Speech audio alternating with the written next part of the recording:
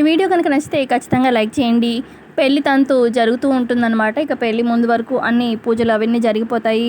ఆ తర్వాత ఇక పంతులు గారు అలాగే ఇటు సంజన గుడి దగ్గరికి వస్తారనమాట. ఇక గుడి లోపల గర్భగుడి లోపల తాళిని పెడతారనమాట పంతులు గారు. ఇక లోపలికి వెళ్ళి ఆ తాళిని తీసుకొచ్చి ఇటు సంజన చేతిలో పెడతారు.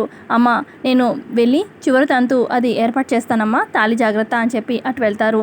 అప్పుడే అటువైపుగా మనీషా వచ్చి చూస్తుందనమాట. సంజన చేతిలో తాళి అంటే ఇక్కడ జరుగుతుంది పూజ కాదనమాట, పెళ్ళి అనమాట. వెంటనే వెళ్ళి ఆంటీకి చెప్పాలి అని చెప్పి దేవయానికి వెళ్ళి ఇలా చెప్తూ ఉంటుంది మనీషా. మనీషా అంటుంది, ఆంటీ ఇక్కడ జరుగుతుందంతా పెళ్ళే ఆంటీ, ఇక్కడ జరుగుతుందంతా పెళ్లి తంతులే ఆంటీ, మీరు డీప్గా అబ్జర్వ్ చేయండి, ఇక్కడ పెళ్లి చేయడానికి వీళ్ళంతా ప్లాన్ చేసి వచ్చారు ఆంటీ అని చెప్పి మనీషా చెప్తూ ఉంటే, మరోపక్క ఇటు మిత్ర, అరవింద, జయదేవ్ సంజనకి తెలిసినట్టుగా చూపిస్తూ ఉంటారనమాట. అంటే దేవయానికి తెలిసిపోయింది అన్నట్టుగా చూపిస్తూ ఉంటారు. మనీషా అంటుంది దేవయానితోని, ఇందాక మీ కూతురు తాలిబొట్టును తీసుకెళ్ళడం నేను చూశాను ఆంటీ, ఖచ్చితంగా ఇది పెళ్ళే అని చెప్తూ ఉంటే ఇటువైపు వివేక్ కూడా వింటాడు.